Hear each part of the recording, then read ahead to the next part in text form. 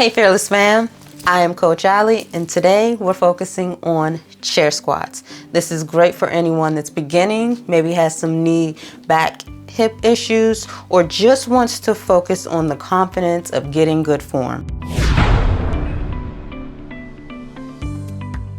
So here's the setup.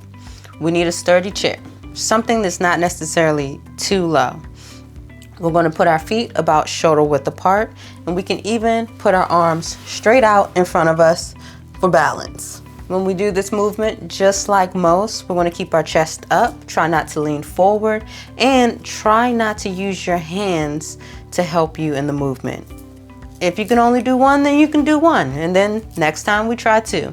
But right now, form is key. Form is always key.